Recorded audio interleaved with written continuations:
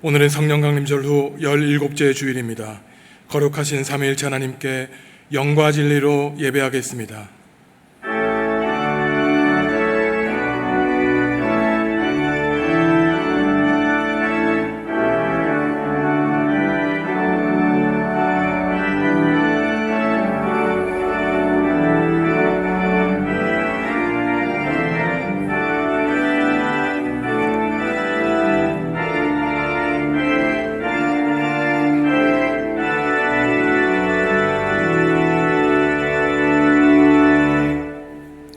하나님, 거룩한 주일 저희를 예배 자리로 인도해 주신 주님의 사랑에 감사합니다. 매일 매 순간 우리의 순례길에 함께 하셔서 실족하지 않게 하시고 주님의 큰 은혜를 기억하게 하옵소서. 이번 주는 한가위 명절을 맞습니다.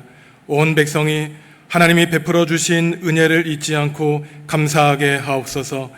이 시간 저희가 하나님께 받은 복과 은혜를 생각하며 감사로 예배하오니 주님 홀로 기쁘게 받아 주옵소서. 예수님의 이름으로 기원하옵나이다. 아멘. 하늘에 계신 우리 아버지, 아버지의 이름을 거룩하게 하시며 아버지의 나라가 오게 하시며 아버지의 뜻이 하늘에서와 같이 땅에서도 이루어지게 하소서. 오늘 우리에게 일용할 양식을 주시고 우리가 우리에게 잘못한 사람을 용서하여 준 것 같이 우리 죄를 용서하여 주시고 우리를 시험에 빠지지 않게 하시고 악에서 구하소서. 나라와 권능과 영광이 영원히 아버지의 것입니다. 아멘.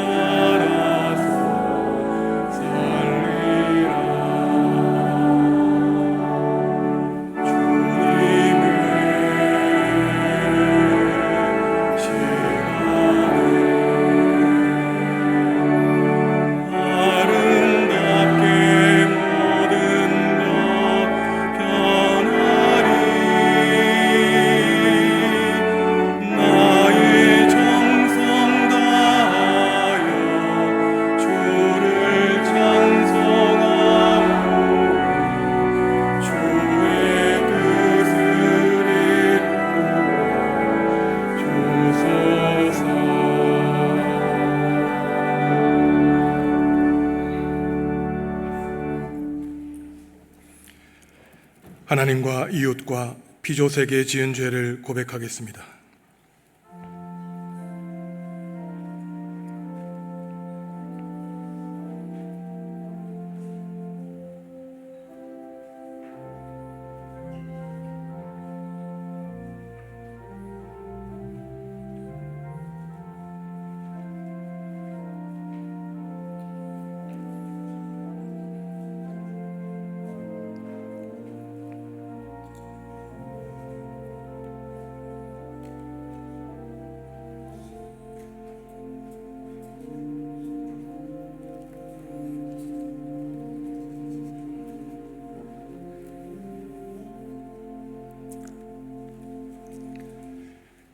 하나님이 우리에게 주시는 용서의 말씀입니다.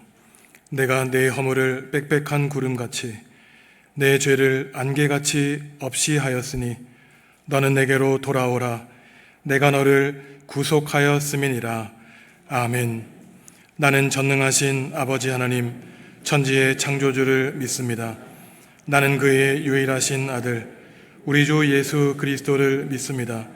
그는 성령으로 잉태되어 동정녀 마리아에게서 나시고 본디오 빌라도에게 고난을 받아 십자가에 못 박혀 죽으시고 장사된 지 사흘 만에 죽은 자 가운데서 다시 살아나셨으며 하늘에 오르시어 전능하신 아버지 하나님 우편에 앉아 계시다가 거기로부터 살아있는 자와 죽은 자를 심판하러 오십니다.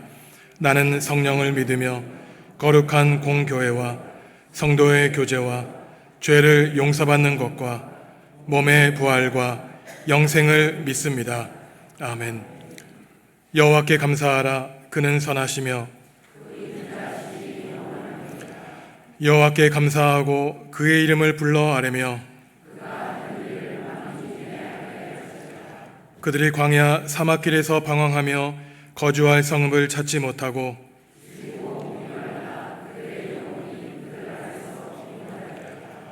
이에 그들이 근심 중에 여호와께 부르짖으매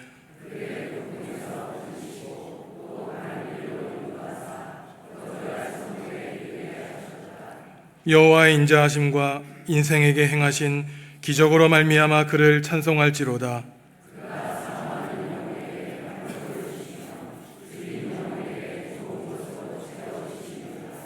아멘.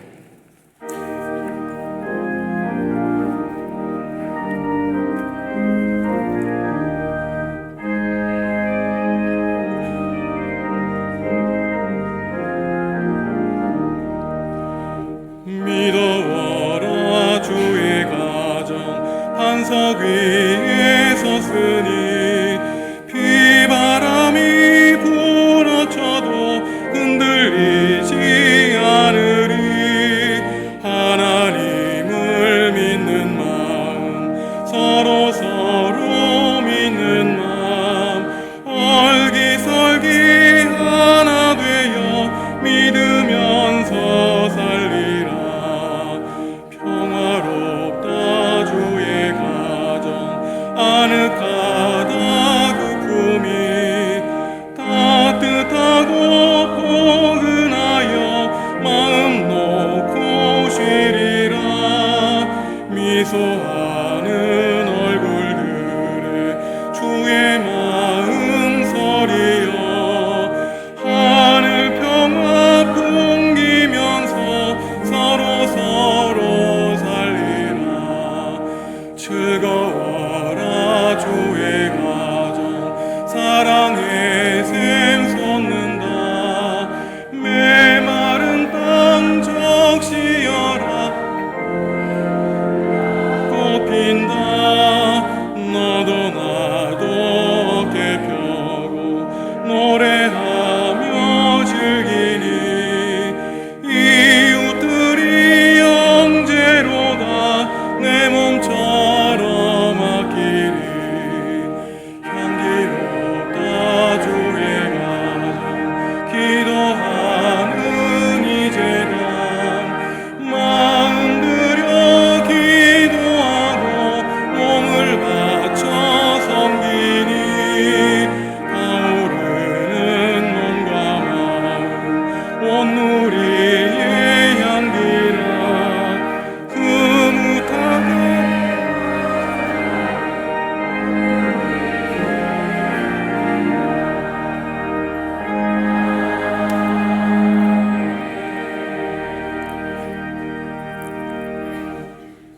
사랑의 눈으로 우리를 바라보시는 하나님 아버지, 은혜와 사랑을 감사드립니다.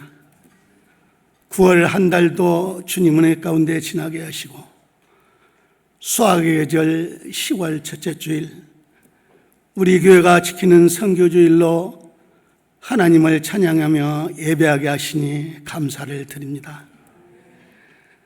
땅끝까지 이르러 증인이 되라고 말씀하셨는데 뒤돌아오면 주님의 말씀대로 행치 못하였습니다. 내가 그대들 사랑한 것처럼 서로 사랑을 하고 지난주 말씀 주셨지만 마음에 미움이 있습니다. 욕심이 있습니다. 교만이 있습니다. 하나님, 이 시간 우리의 잘못된 죄악을 십자가의 보혈로 용서하여 주옵소서. 하나님, 오늘 또 복음을 전하기 위하여 타국에서 이름 없이 빛도 없이 땀 흘리며 수고하는 이름을 알지 못하는 수많은 선교사님들이 있습니다. 안전 지켜주옵소서. 선교사님들 통하여 주의 복음이 땅끝까지 전파되게 하시고 그 기쁜 소식을 듣는 자마다 구원에 이르는 은총을 더하여 주옵소서. 특별히 우리 교회가 2200권의 성경을 전달한 아프리카 토고 땅이 있습니다. 세계에서 가장 가난하고 헐벗고 굶주리는 나라. 140년 전 우리 대한민국 조선 땅이 그랬듯이 머지않아 희망의 땅, 축복의 땅이 되게 하여 주옵소서. 은총의 땅이 되게 하여 주옵소서. 아프리카에서 선교 나라로 세워주시기를 원합니다. 하나님, 우리 정음중앙교회를 사랑하여 주시옵소서. 성령님 뜨겁게 역사하여 주시고 여호와의 영광이 가득 찬 교회 되게 하여 주옵소서. 철탑 위에 세워진 십자가를 보는 이보다 구원의 은총을 더하여 주시고 우리 정읍중앙교회가 이 지역에 날마다 하늘나라를 일구 가게 하여 주옵소서. 이 시간 마음은 있으나 여러 가지 형편으로 주의 전환에 나오지 못한 사랑하는 백성들이 있습니다. 기적은 우리 인간이 감히 다가갈 수 없는 하나님의 영역이오니 기적을 베풀어 주셔서 저들의 질병이 치료되고 문제가 해결되는 은총을 더하여 주옵소서. 단위에 세워주신 김선중 목사님, 영육간에 강건케 하시고 가정의 평강을 허락하여 주옵소서. 이 시간 우리에게 주시는 말씀이 믿음이 되게 하시고 하늘나라 참 소망이 되게 하여 주옵소서. 정석권 준비한 호산나 찬양이 우리의 심령이 위로가 되게 하시고 기쁨이 되게 하시고 하나님께 영광 되게 하여 주옵소서. 예수님 이름으로 기도 올리옵나이다.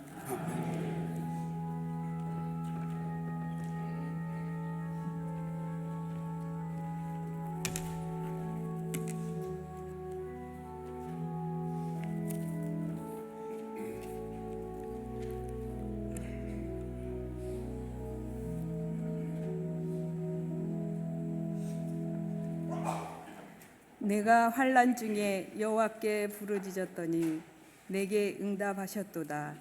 여호와여, 거짓된 입술과 속이는 혀에서 내 생명을 건져 주소서.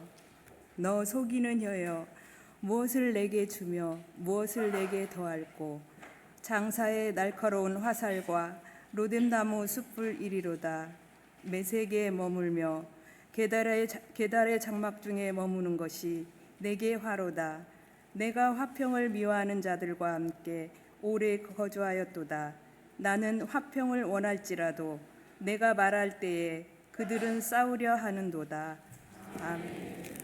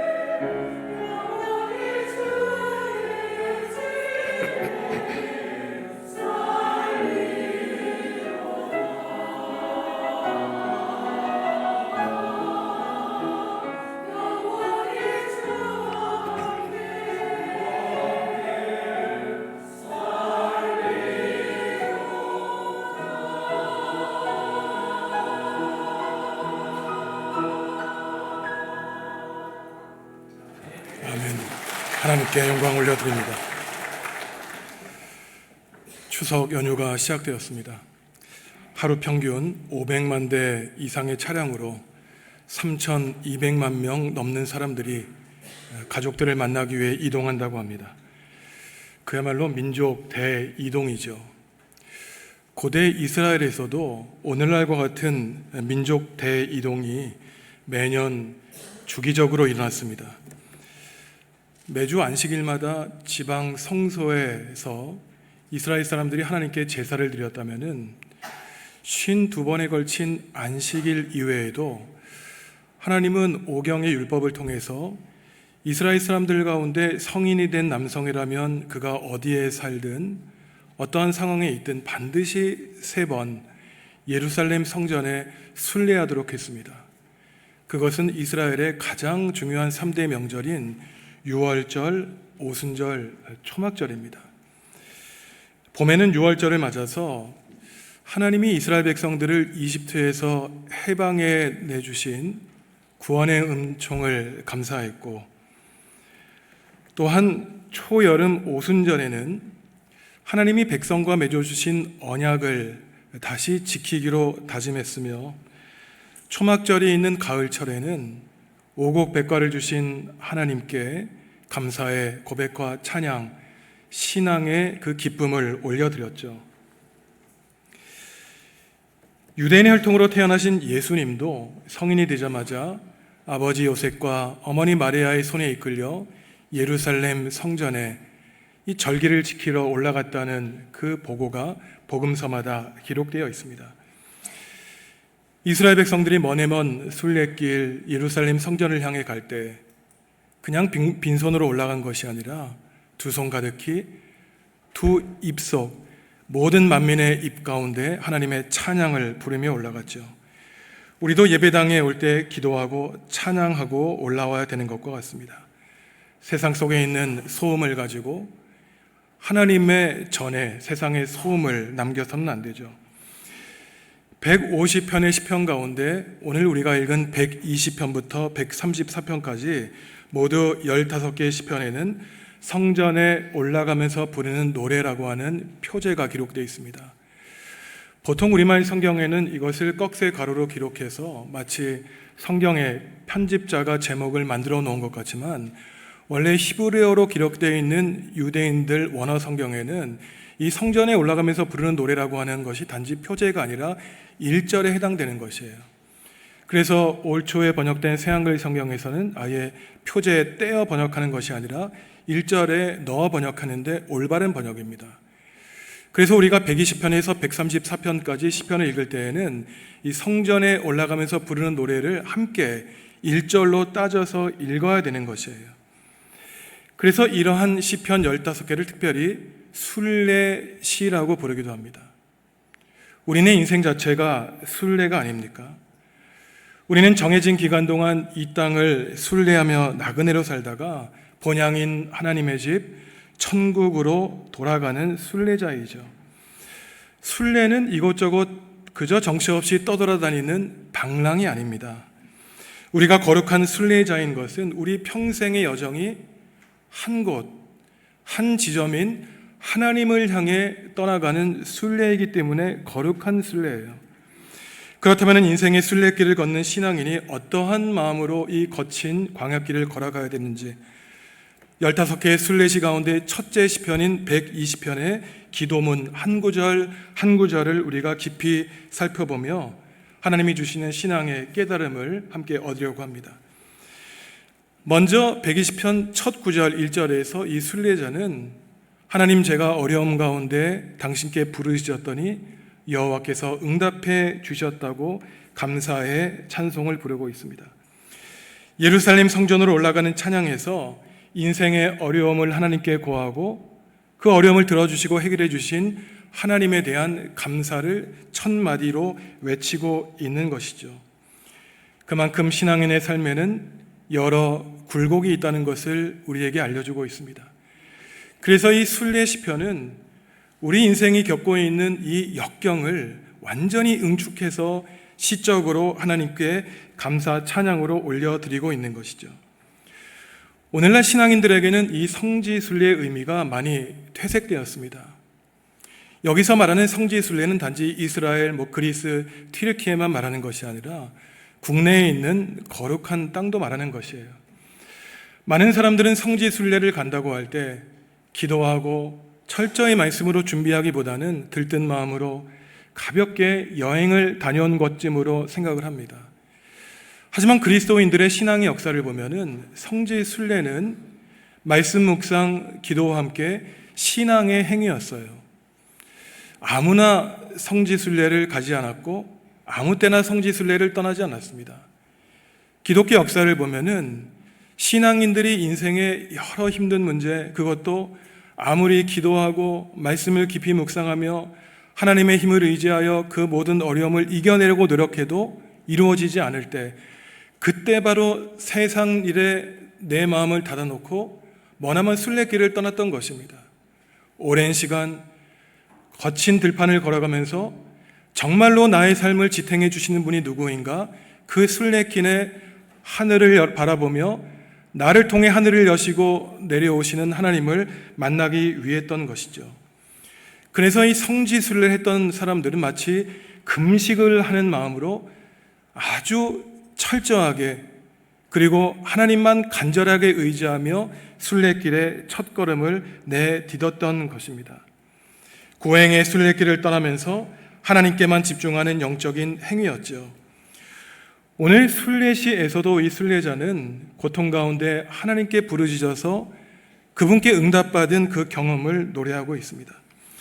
이스라엘 백성들은 신앙의 경험을 되새기기 위해 매년 예루살렘 성전을 향해 순례길을 떠났듯이 믿음의 경험이라고 하는 것은 그저 한두 번 우리의 마음을 열었을 때 이루어지는 것이 아니라 매년, 매주일, 시간마다 하나님께 마음을 열고 거듭하고 반복해야만 우리의 속사람 안에 있는 믿음이 단단해지는 법이죠. 그런데 이러한 부르짖음과 응답은 단지 3대 명절 때만 이루어지는 것이 아니었겠죠. 이스라엘 백성들은 3번의 의무적인 예루살렘 성전길을 가는 순례 외에도 어려운 고난을 당할 때마다 성전에 올라갔습니다. 순례자는 이러한 성지 순례를 하면서 확신을 얻었는데, 내가 힘들 때마다 하나님이 나를 지켜주시며 내 기도에 귀 기울여 응답해 주신다는 그 신앙의 원리를 다시 한번 기억했던 것이죠. 순례자가 한 과거의 경험을 다시 확인하기 위해 오늘도 내일도 순례의 길을 떠났던 것입니다. 지금 저와 여러분들 그리스도인도 마찬가지죠. 지금까지 우리의 마음속에 있는 무거운 십자가, 마음의 응어리를 해결해 주셨던 하나님을 기억하며 이 추석 명절을 그저 가족들과 만나 즐거운 시간을 보내고자 하는 것을 넘어서 유대인들이 그랬듯이 설, 추석, 이 하나님이 주신 우리의 기쁜 잔치 시간에 무엇보다 하나님을 우리의 가정에 모시고 하나님을 예배하는 마음으로 명절을 보내야 되는 것입니다. 잊어버렸던 하나님에 대한 믿음을 온 가족이 회복해야 되는 것이죠. 그리고 마찬가지로 매주일 수요일 새벽마다 이 예배당에 나올 때에는 거룩한 성지를 순례하는 모습으로 바로 이 예배당에 나와야 되는 것입니다. 고통의 현실에서 떠나 거룩한 곳 예루살렘 성전으로 가서 하나님을 만나 그분의 대답을 듣고자 한 순례자처럼 우리는 이 예배당에 나올 때 하나님에 대한 거룩한 뜻과 마음, 기도와 간구 제목, 그리고 내 고통을 하나님께 아뢰을 때 응답받는다는 확신을 가지고 이 자리에 나와야 되는 것입니다. 성실하게, 신실하게 하나님을 예배하는 사람들에게 하나님이 응답해 주시죠. 이처럼 순례시의 가장 첫 구절에서 순례자는 하나님, 제가 고통 가운데 하나님께 부르짖습니다라고 기도할 때 도대체 그가 겪었던 삶의 어려움이 무엇이었을까요? 바로 그 고통의 내용이 2절 이하에 나오는데, 이 순례자는 고달픈 삶에 지쳐 있는데 그를 괴롭힌 문제가 2절에 나오는데 새한글 성경으로 함께 읽습니다.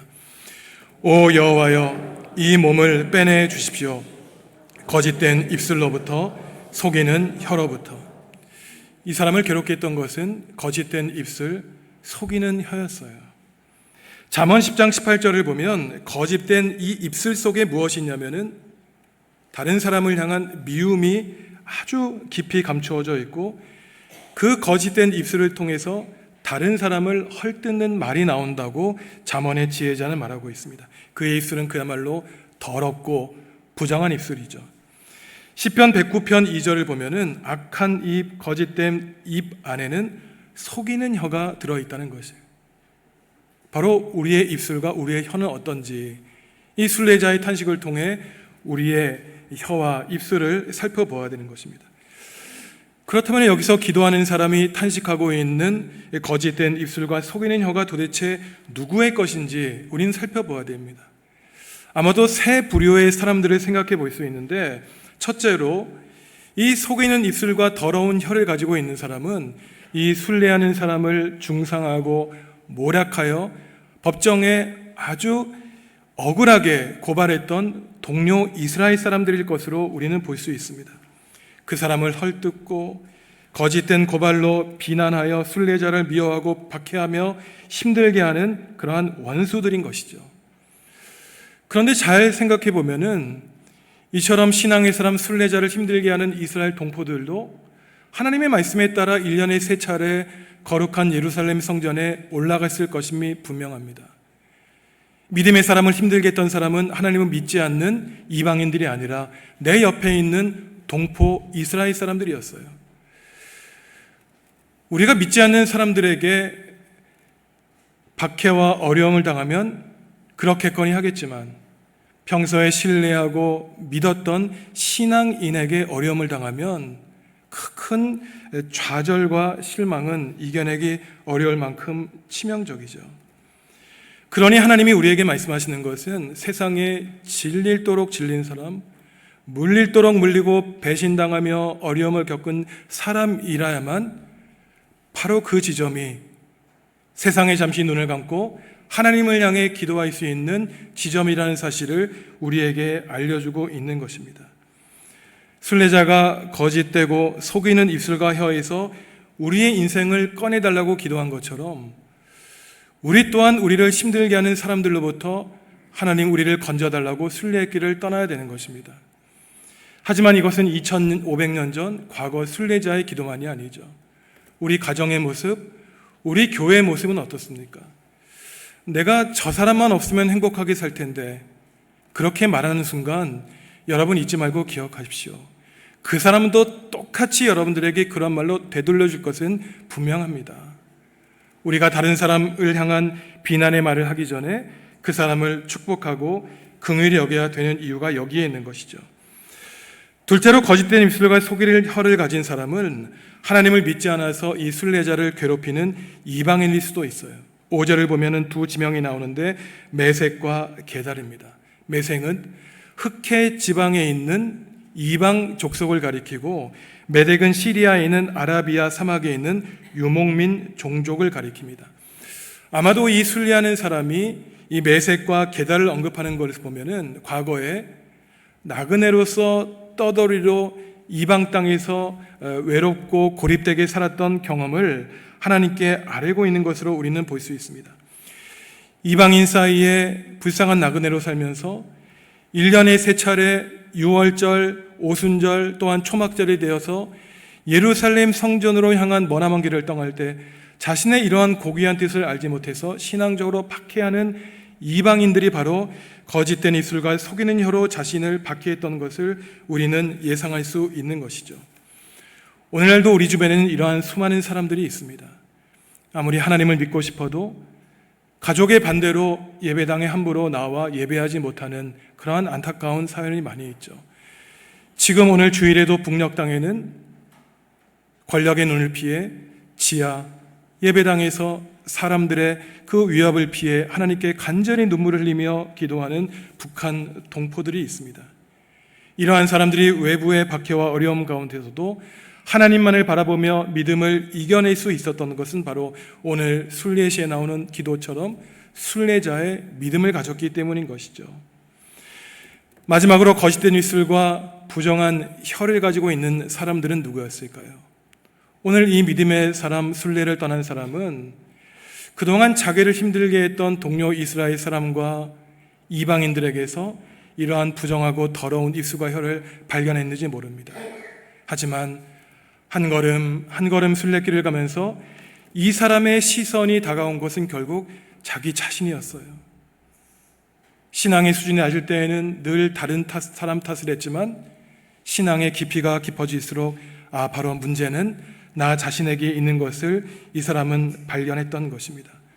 세상의 불의한 거짓말에서 바로 발걸음을 띄는 것이 하나님을 향한 첫걸음인 것이죠. 지금까지 익숙해 있던 삶의 길, 다른 사람을 비난하는 길을 거부할 때마다 때로는 익숙하지 않아 내가 양보하고 포기하는 것이 내 마음에 힘들지만 사실은 다른 사람을 욕하고 비난하는 길이 결국 내 자신의 인격을 파괴하고 내 삶을 망치는 것이라는 것을 깨닫는 그 순간에는 하루라도 빨리 그 길을 떠나야 되는 것입니다. 과연 우리 가운데 누가 거짓된 입술과 속이는 혀에서 자유롭다고 말할 수 있을까요? 지금 당장 우리 마음에 뚜껑이 있다면 그 뚜껑을 열어 내 마음 깊이 살펴본다면 내 마음속에 얼마나 더럽고 추한 오물이 있을지 우리는 그 뚜껑을 열기조차 참 두렵습니다. 얼마나 더럽고 공격적인 비난의 말들이 우리 마음속에 자리를 잡고 있을까요? 하지만 정작 우리는 다른 사람들의 말과 행위는 지적하고 비난하기는 빠르지만 내 마음속을 들여다보는 데는 익숙해 있지 않아요. 마음속에 온갖 미움과 비난을 가득 채우고서도 그러한 것들을 마음속에서 비우기보다는 그것들을 다른 사람들에게 쉽게 내뱉죠. 내 마음속에 있는 문제를 발견하기보다는 다른 사람들에게 비난의 화살을 돌리고 있습니다. 다른 사람의 잘못을 지적하기보다 내 마음속에 자리 잡은 문제를 발견하는 것이 진정한 신앙인의 자세인 것이죠. 결국 하나님 한 분을 향해 나아가는 그 순례는 바로 우리 자신 안에 무엇이 도사리고 있는지를 살펴보는 것과 동일한 것입니다. 성도 여러분, 그래서 제가 여러분들에게 아주 중요한 말씀을 지금 드릴 텐데, 이스라엘 사람들이 수천 킬로미터의 예루살렘 성전을 향한 순례길을 간다는 것은 다름 아니라 내 마음을 향한 순례와도 같은 것입니다. 물리적으로 수천 킬로 떨어져 있는 그 거리보다 내 몸속에 있는, 내 마음속에 있는 그 안으로 들어가는 것이 너무나 힘들고 어려운 것, 우리는 참 이해하기 어려워요. 그러니 순례길을 떠나 하나님을 만난다는 것은 다름 아니라 바로 나 자신을 직면하고 나 자신을 만나는 것과 같은 것입니다. 하나님을 찾으러 순례하는 것은 나 자신, 바로 나를 만나는 길과 같은 것이에요. 거짓된 입술과 속이는 혀로 다른 사람의 마음에 아픔을 주고 공동체를 흔들고 파괴하는 사람들에게는 하나님이 무엇을 준비해 놓으실까요? 오늘 말씀을 보면 용사의 날카로운 화살과 로뎀나무 수치라고 말씀하고 있습니다. 로뎀나무로 만든 화살촉이 그 입을 찌를 것이며 숯불에 불타게 될 것이라고 하나님은 경고하고 있어요. 다른 사람의 마음을 아프게 하는 그 말을 하는데, 하나님이 세우신 예수 그리스도의 몸을 흔드는 말을 하는데 하나님이 그 사람을 그냥 지켜보실 리만 없습니다. 큰 문제는 작은 문제에서 시작하죠. 큰 거짓말은 사실 작은 거짓말에서부터 시작합니다. 처음부터 사람들이 소도둑이 되지 않았죠. 바들을 훔치는 데에서 그 두려움 없이 소도둑이 된 이러한 일들을 우리는 잘 알고 있습니다. 어린 시절 엄마와 아빠의 눈을 피해 공부했다고 말하면서도 게임을 하죠. 아이들이 한두 번 엄마와 아빠의 눈을 속이면서 그 다음부터는 자라서 학교에 가서 친구를 속이고 선생님을 속이는 것입니다.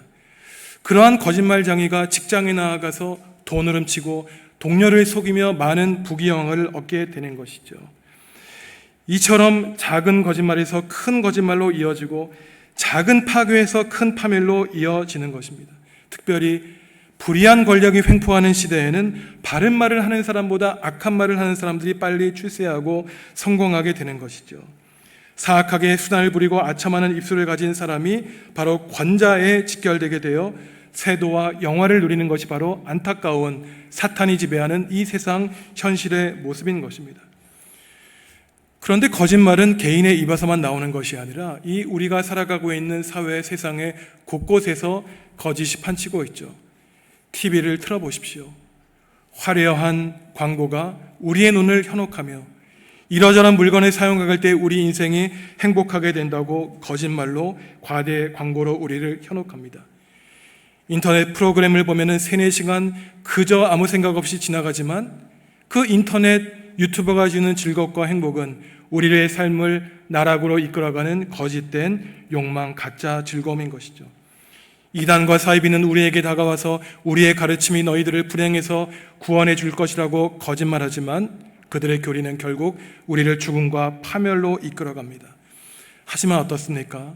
정통교회에서 하나님을 섬기고 똑똑하게 하나님 나라를 위해서 헌신한다고 하지만 그가 하는 기도가 하나님을 향해 있지 않고 사람을 높이며 자기의 공로를 자랑하고 교회의 헛된 전통을 주장한다면 그 기도가 아무리 화려하고 류할지라도 그 기도는 하나님께 상달되는 아름다운 기도가 아니라 이슬과 먼지처럼 한순간 사라져버릴 허무한 말의 잔치에 불과한 것입니다. 하나님 나라와 교회를 위해 헌신하고 봉사한다고 하면서도 나를 기억해달라고, 칭찬해달라고, 인정해달라고 바라는 것은 음흉한 거짓 봉사, 거짓 헌신에 불과한 것이죠. 자기의 공로를 주장하는 것이고 내가 이 정도 되는 사람이라고 감히 하나님 앞에서 하나님의 영광은 철저히 가린 채 자기의 영광은 높이는 그러한 불순한 거짓된 신앙 행위인 것입니다.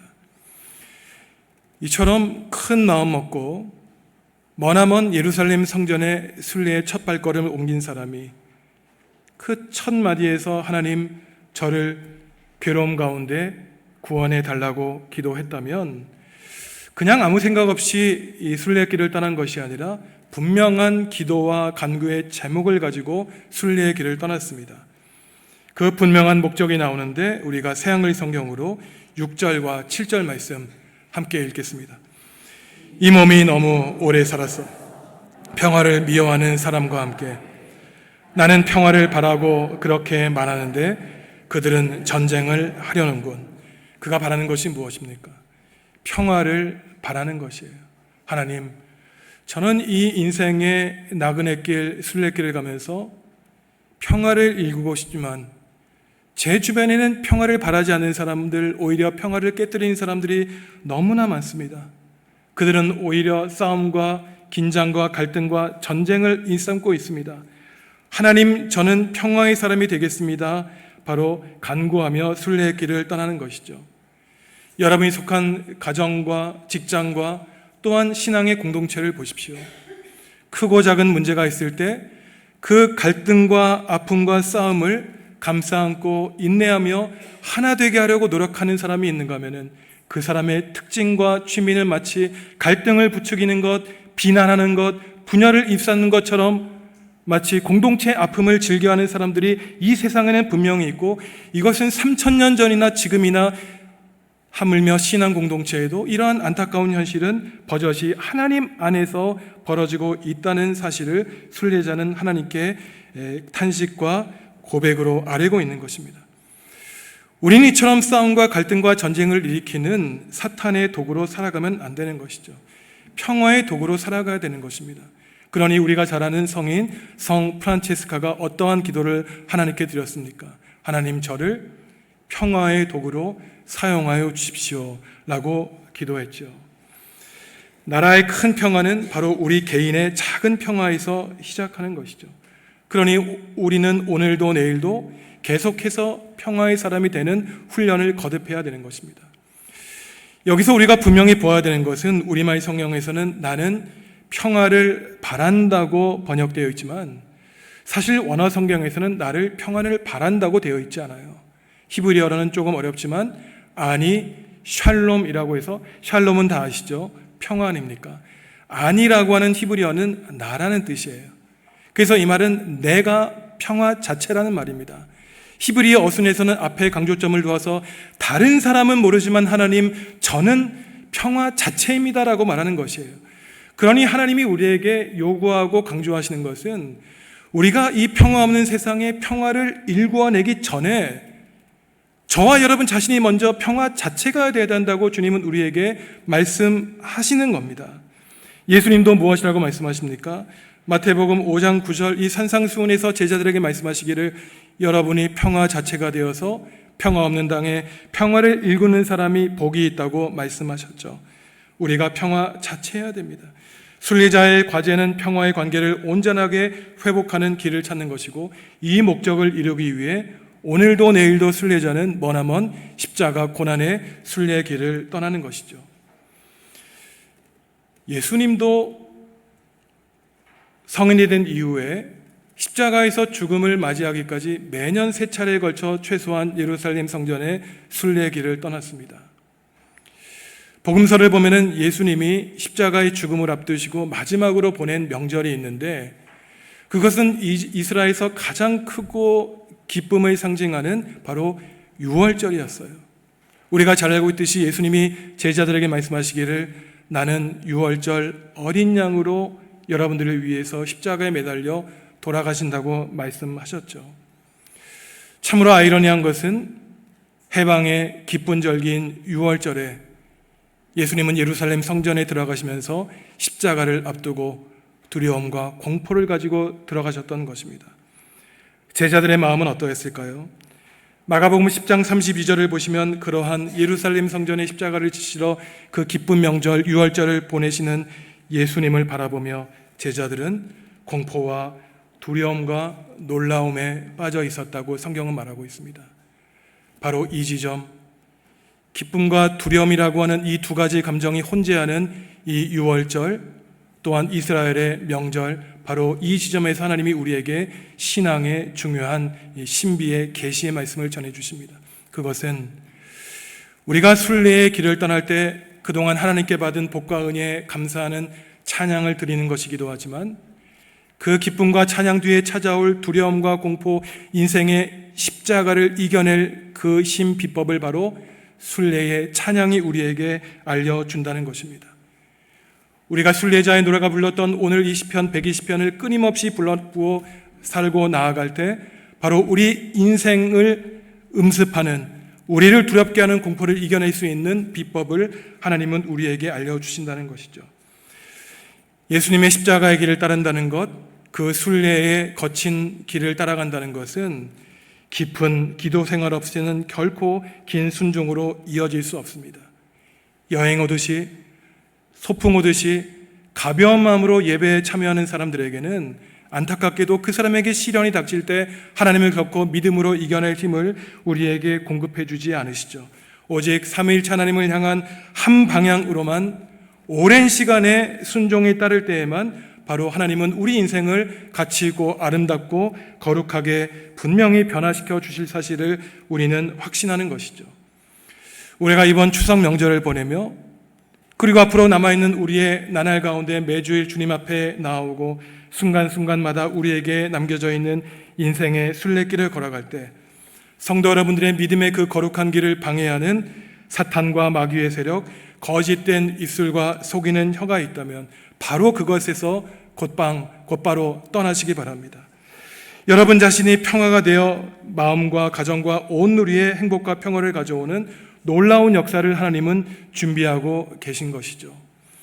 성도 여러분, 하나님은 우리의 더러운 입술과 부정한 혀를 우리의 몸에서 잘라버리기를 바라시며 우리의 입술과 혀가 하나님의 복음을 전하는 거룩하고 아름다운 입술과 혀로 변화시켜 주시기를 바라시죠. 남아있는 저와 여러분들의 거룩한 인생 가운데 오직 주님만을 주인으로 모시고 우리의 인생의 여정 수행길 가운데 주님을 두 손 꼭 붙들고 승리하며 나아가는 우리 정읍중앙교회 성도 여러분들 다 되시기를 간절히 기원합니다. 하나님, 우리는 평화를 바라지만 우리 삶에는 평화가 없습니다. 사탄과 마귀의 세력이 우리를 공격합니다. 오늘도 평화를 구하며 당신의 임재를 바라며 당신 앞에 나아갑니다. 추석 명절을 보내며 성전에 올라가는 노래를 부르는 순례자의 노래를 부르겠사오니 나그네와 같은 인생에 우리 자신이 평화가 되게 하여 주시옵소서. 그리하여 천국 본향에 한 명의 외 없이 우리가 모두 다다를 수 있도록 성령님 우리를 천국의 길로 인도하여 주시옵소서. 예수님의 이름으로 기도합니다. 아멘.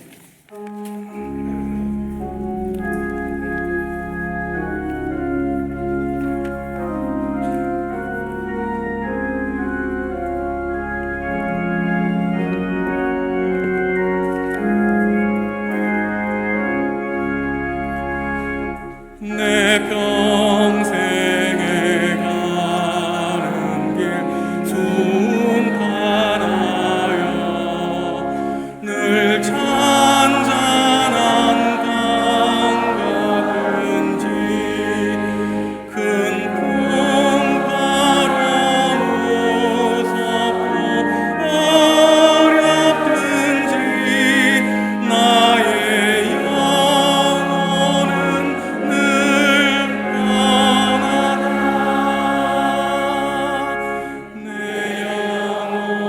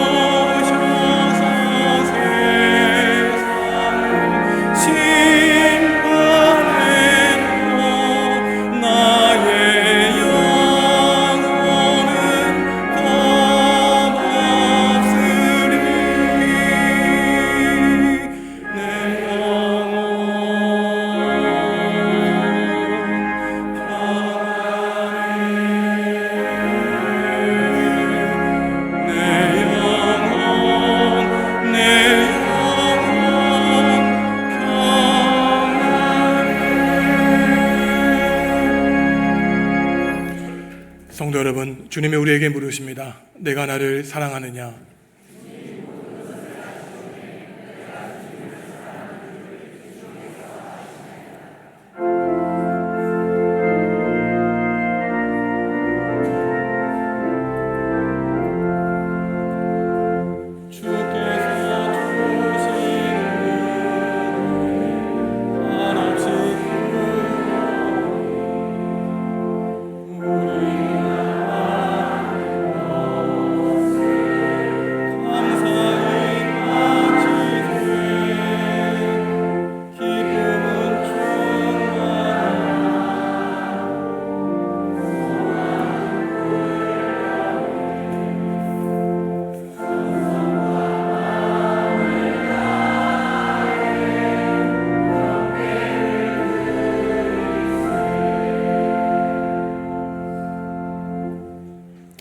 하나님, 인생의 순례길에 언제나 우리와 동행하여 주시고 지켜 보호해 주시니 감사합니다.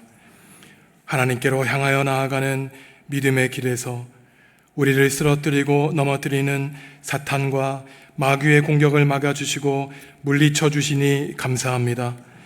예수 그리스도의 십자가로 구원받은 우리가 오직 성령님의 능력과 도우심을 의지하여 살고자 하오니 우리의 연약함을 불쌍히 여겨주시고 천국 본향으로 인도하여 주시옵소서.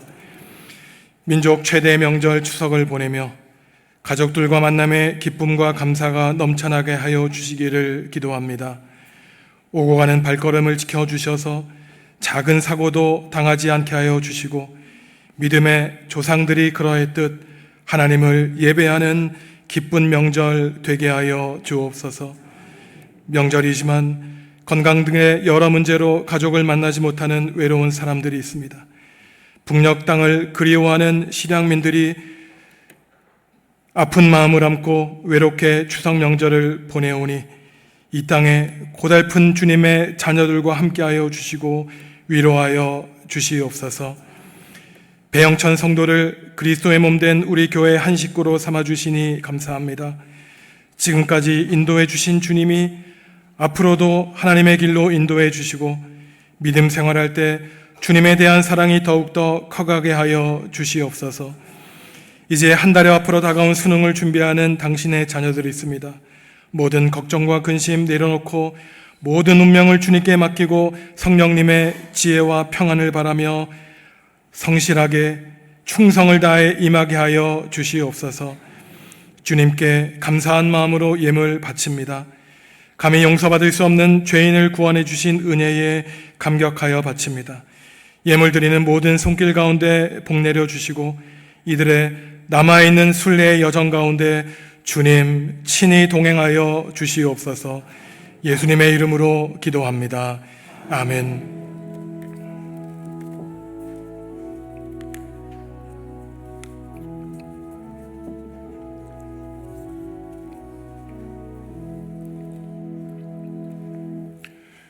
주님의 평화가 성도 여러분과 함께 하시기를 바랍니다.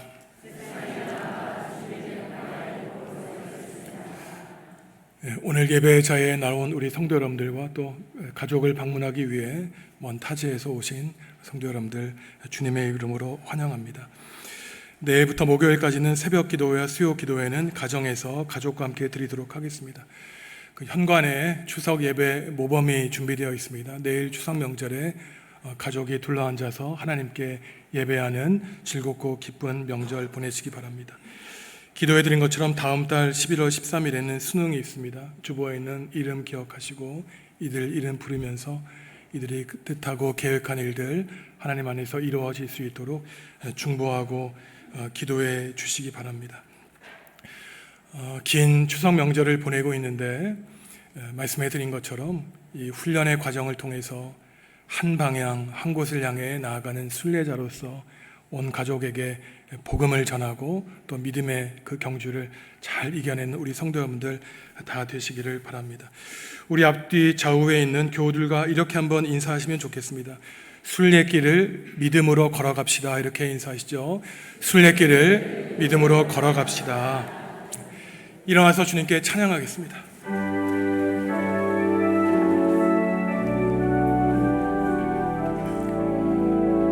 주의 영화로운 빛이 우리 앞길 인도하며 거친 세상 이길 힘을 주시리. 주의 영화로운 빛이 우리 앞길 인도하며 거친 세상 힘을 주시리. 영원히 영원히 인도하시리. 아멘.